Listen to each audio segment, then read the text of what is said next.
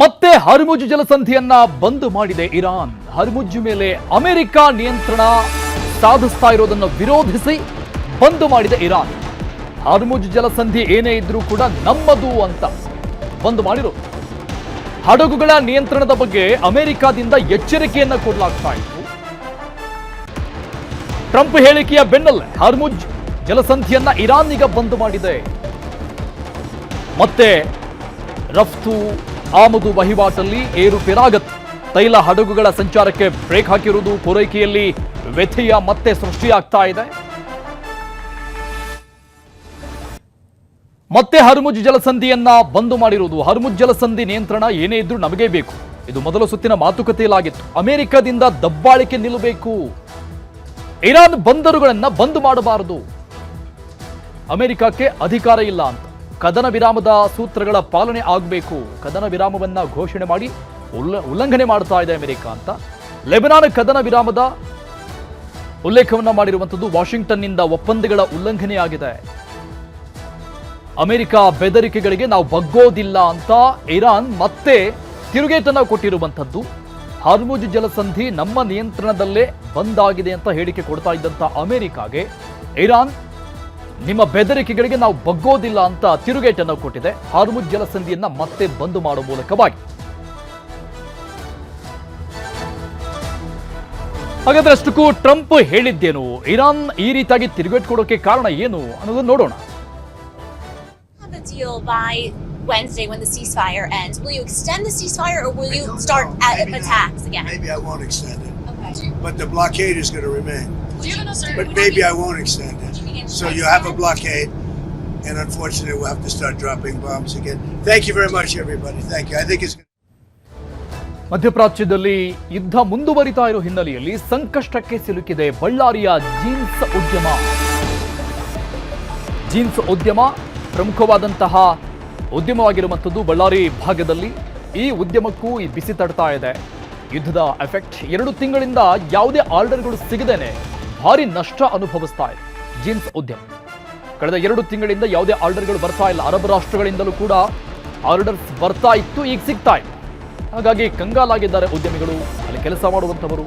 ಯುದ್ಧ ಶುರುವಾದಾಗಿನಿಂದ ಆರ್ಡರ್ ಸಿಗದೆ ಕಂಗಾಲಾಗಿ ಹೋಗಿದ್ದಾರೆ. ದುಬೈ, ಶ್ರೀಲಂಕಾ ಸೇರಿ ಹಲವು ರಾಷ್ಟ್ರಗಳಿಗೆ ಇಲ್ಲಿನ ಜೀನ್ಸ್, ಬಳ್ಳಾರಿಯಲ್ಲಿ ತಯಾರಾಗ್ತಾ ಇದ್ದಂತಹ ಜೀನ್ಸ್ ರಫ್ತಾಗ್ತಾ ಇತ್ತು, ಹೋಗ್ತಾ ಇತ್ತು.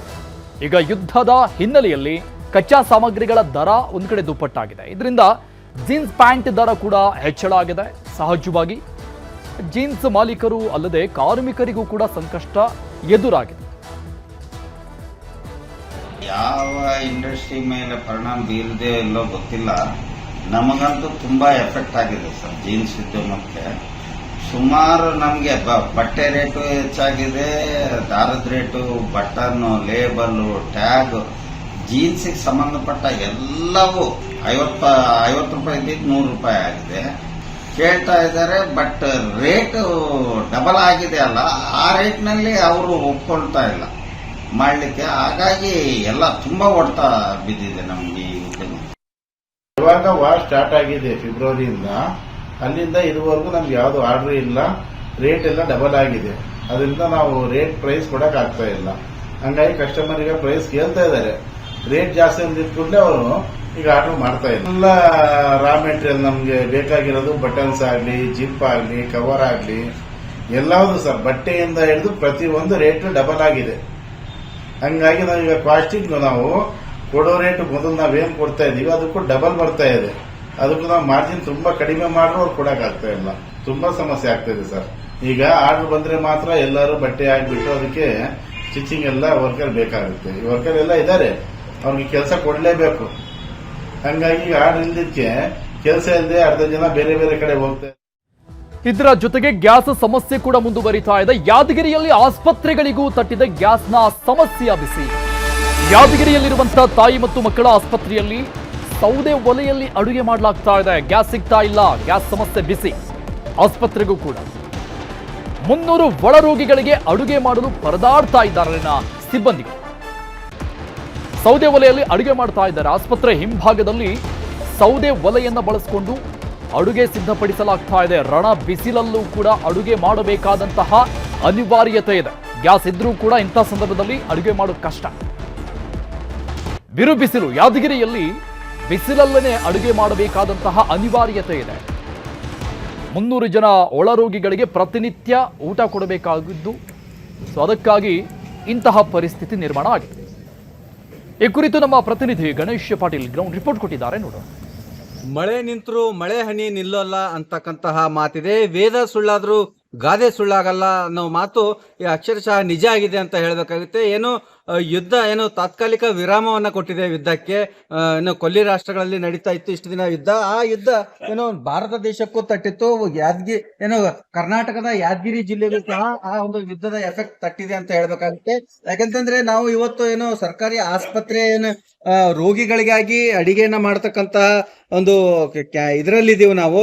ರೋಗಿಗಳಿಗೆ ಅಡಿಗೆ ತಯಾರಿಸ್ತಕ್ಕಂತಹ ಘಟಕದಲ್ಲಿದ್ದೀವಿ. ಅವರು ನೋಡಬಹುದು ಇಲ್ಲಿ ಯಾದಗಿರಿ ಜಿಲ್ಲೆಯಲ್ಲಿ ಮೊದಲೇ ಏನು ಸುಮಾರು 38ರಿಂದ 40 ಡಿಗ್ರಿ ಸೆಲ್ಸಿಯಸ್ನಷ್ಟು ತಾಪಮಾನ ಇದೆ. ಅದರಲ್ಲೂ ಕೂಡ ಕಟ್ಟಿಗೆ ಒಲೆ ಹಚ್ಚಿ ಬಿಸಿಲಲ್ಲಿ ನಿಂತುಕೊಂಡು ಏನು ಅಡಿಗೆ ಸಹಾಯಕರು ಅಡಿಗೆನ ಮಾಡ್ತಾ ಇದ್ದಾರೆ. ನಿಜಕ್ಕೂ ಸಾಕಷ್ಟು ಕಷ್ಟಪಟ್ಟು ಅಡಿಗೆನ, ಯಾಕಂತಂದ್ರೆ ರೋಗಿಗಳಿಗೆ ಸರಿಸುಮಾರಾಗಿ 300ರಿಂದ 350 ಜನ ಏನೋ ರೋಗಿಗಳು ಇಲ್ಲಿ ಅಡ್ಮಿಟ್ ಆಗಿರ್ತಾರೆ. ಅವರಿಗೆ ಊಟದ ವ್ಯವಸ್ಥೆಗಾಗಿ ಏನು ಸೌದೆ ಒಲೆ ಹಚ್ಚಿ ಅಡಿಗೆ ಮಾಡ್ತಕ್ಕಂತಹ ಕೆಲಸವನ್ನ ಇಲ್ಲಿ ನಡೀತಾ ಇದೆ. ಯಾಕಂತಂದ್ರೆ ಸುಮಾರು ದಿನಗಳಿಂದ ಇವರಿಗೆ ಏನು LPG ಗ್ಯಾಸ್ ಸಿಲಿಂಡರ್ ಸಿಗ್ತಾ ಇಲ್ಲ. ಒಂದು ಕಡೆ ಜಿಲ್ಲಾಡಳಿತ ಹೇಳುತ್ತೆ ಯಾವುದೇ ರೀತಿಯ ತೊಂದರೆ ಇಲ್ಲ ಅಂತ ಹೇಳಿ. ಇಲ್ಲಿ ನೋಡಿದ್ರೆ ಸುಮಾರು ದಿನಗಳಿಂದ ಏನು ಸೌದೆ ಒಲೆ ಮೇಲೆ ಅಡಿಗೆ ಮಾಡ್ತಾ ಇದ್ದಾರೆ. ನಿಜಕ್ಕೂ ಈ ಒಂದು ಸರ್ಕಾರಿ ಆಸ್ಪತ್ರೆಯಲ್ಲಿ ಇರ್ತಕ್ಕಂತಹ ರೋಗಿಗಳಿಗೆ ಮಾಡ್ತಕ್ಕಂಥ ಅಡಿಗೆಗೆ ಸಿಲಿಂಡರ್ ಸಿಗ್ತಾ ಇಲ್ಲ. ಇನ್ನು ಸಾರ್ವಜನಿಕರ ಸ್ಥಿತಿ ಅಂತೂ ಹೇಳತೀರದಾಗಿದೆ. ನಿಜಕ್ಕೂ ಎಲ್ಲೋ ಒಂದು ಕಡೆ ಜಿಲ್ಲಾಡಳಿತ ಜನರಿಗೆ ಒಂದು ತಪ್ಪು ಸಂದೇಶನ ಕೊಡ್ತಾ ಇದೆ ಅಂತಕ್ಕಂತಹ ಮಾತು ಕೂಡ ಇಲ್ಲಿ ಕೇಳಿ ಬರ್ತಾ. ಇಲ್ಲಿ ಅಡಿಗೆ ಸಹಾಯಕರು ನಮ್ ಜೊತೆಗಿದ್ದಾರೆ. ಅವರು ಏನೆಲ್ಲ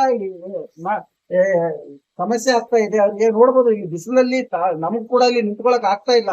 ನಿಜಕ್ಕೂ ಏನೇನ್ ಸಮಸ್ಯೆ ಆಗ್ತಾ ಇದೆ ನಿಮಗೆ? ಆಮೇಲೆ ಬಿಸಿಲಿಂದ ನೋಡ್ರಿ ಹೊರಗ್ ತ್ರಾಸ ಆಗತ್ರಿ. ಒಳಗ್ ಮಾಡ್ಬೇಕ್ರಿ, ಹೊರಗ್ ತಂದ್ ಇಡ್ಬೇಕ್ರಿ. ಅದ ಇದ್ರಿ ನಮಗ್ ಗ್ಯಾಸಿಂದ್ರಿ ಸರ್. ಇತ್ತು ಬಾಳ ತ್ರಾಸ ಆಗೈತ್ರಿ. ಹೊರಗ್ ಒಟ್ಟು ಅಡ್ಡಾಡ ತರ್ಬೇಕಲ್ರಿ ಸರ್. ಯಾವಾಗಾದ್ರೂ ಕೆರಟ ಬೇಕಲ್ರಿ, ನಡಕ ಬಿಸಿಲು ಬೇರೆ, ಬಾಳ ಬಿಸಿಲು ನೋಡ್ರಿ. ನೀವ ನೋಡ್ತಿರಲ್ರಿ ಸರ್ ಎಷ್ಟು ತ್ರಾಸ ಮಾಡ್ತೇನೆ ಅನ್ನೋದು. ಇದ್ರಾಗ ಮಿಂತ ಮಾಡ್ಬೇಕು. ಎಷ್ಟು ಜನರಿಗೆ ಅಡಿಗೆ ಮಾಡ್ಬೇಕು? 300 ಜನ ಇದೇ ಸೌದೆ ಒಲೆ ಮೇಲೆ ಮಾಡ್ಬೇಕು. ಏನ್ರಿ ಎಷ್ಟು ದಿನದಿಂದ ಮಾಡ್ತಿರ್ತೀರಿ? ಈಗೊಂದು ಈ ಸಿಲಿಂಡರ್ ಬಂದಾಗೈತಿ ಅಲ್ಲಿಂದ ಮಾಡಕತ್ತೀನಿ. ಒಟ್ಟು ನಿಮಗೆ ಒಂದು ಸಿಲಿಂಡರ್ನು ಕೊಟ್ಟಿಲ್ಲ? ಕೊಟ್ಟಿಲ್ರಿ ಸರ್, ಕೊಟ್ಟಿಲ್ರಿ ಸರ್. ಹೇಳಿದ್ರೆ ಏನಂತಾರಮ್ಮ? ಏನ್ DC ಅವ್ರು ಹೇಳ್ತಾರೆ ಸಿಲಿಂಡರ್ ಸಪ್ಲೈ ಇದೆ ಕರೆಕ್ಟ್ ಆಗಿ ಅಂತ ಹೇಳ್ತಾರ. ಇಲ್ಲಿ ಬರ್ತಾವಂತ ಹೇಳ್ತಾರೆ ಸರ್. ಬರ್ತಾವ ತಂದ್ ಕೊಡ್ತೀವಿ, ಬರ್ತಾವು ಬಂದಿನ ಮಾಡಂತ ಹೇಳ್ತಾರೆ. ಅಲ್ಲಿ ಮಟನು ನೀನು ಅಲ್ಲಿ ಮೇಲೆ ಮಾಡ್ಬೇಕು. ನಿಜಕ್ಕೂ ನಮಗೂ ಕೂಡ ಇಲ್ಲಿ ನಿಂತ್ಕೊಳಕ್ ಆಗ್ತಾ ಇಲ್ಲ. ಅಷ್ಟೊಂದು ಬಿಸಿಲಿದೆ, ಅಷ್ಟೊಂದು ತಾಪದಲ್ಲಿ ಕೂಡ ಏನು ಅಡಿಗೆ ಮಾಡ್ತಾ ಇದ್ದಾರೆ ಅಡಿಗೆ ಸಿಬ್ಬಂದಿ. ಯಾತ್ರಿಂದ ಗಣೇಶ್ ಪಾಟೀಲ್, News 18.